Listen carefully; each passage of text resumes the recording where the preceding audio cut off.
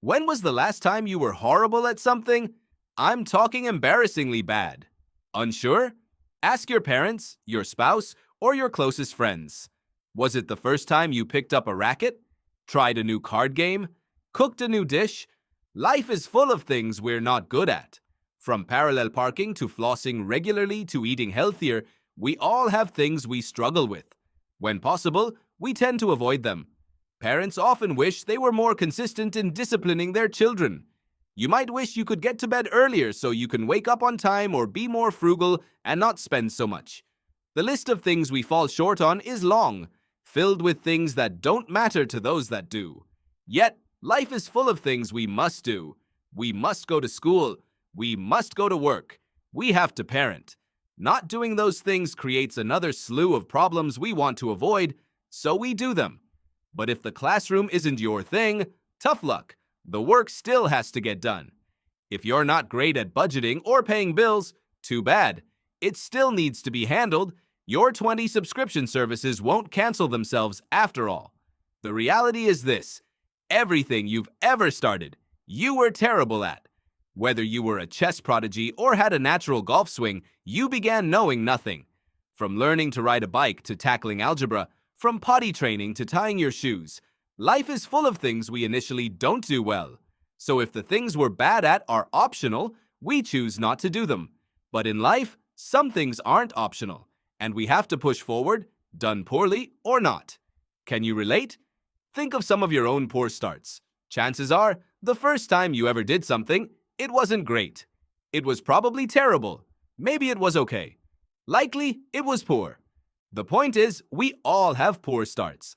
I'll share one of mine. I've grown into the type of person who really likes goals and sets weekly and yearly goals for myself. Most goal setters love the end of one year and the start of the next. To all the dreamers out there, January 1st is the starting point to launch into something you have always wanted to do or to double down on what you are already doing. If it's running, more miles.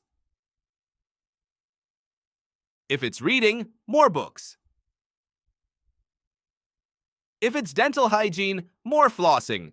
I recently started the new year off poorly.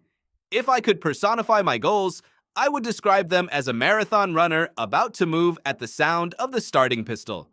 If this is the case, my January 1st was a stray dog that peed down my ankle into my running shoes, only then to trip me at the starting line. Nothing went right. On January 1st, I was one of the many unlucky winners of the COVID/flu combo, leaving me dizzy, fatigued, and battling pounding headaches. The books I planned to read sat untouched, collecting dust, because it's hard to focus on words that spin. As for my workouts, they were laughable. Just walking to the bathroom and back felt like a full-body exercise. Sure, most people have gone through something similar and eventually recovered. What didn't help, though, was a pulled hamstring, followed by an infection that left me hobbling around for the rest of the year. These problems are minor compared to what many face on a daily basis, but the point is that I had intended the start of my year to look much different. It wasn't the start I was hoping for. I started poorly, but a poor start is still a start. Why should you read this?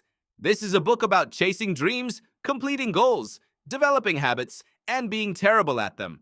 At first, anyway. This book will encourage you to stumble and trip over your own feet as you move toward the goals you've always wanted to achieve.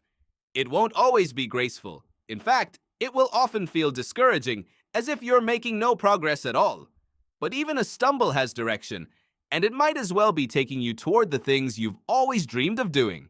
It's time to do something about the dreams you have. Pick up your copy of Start Poorly today.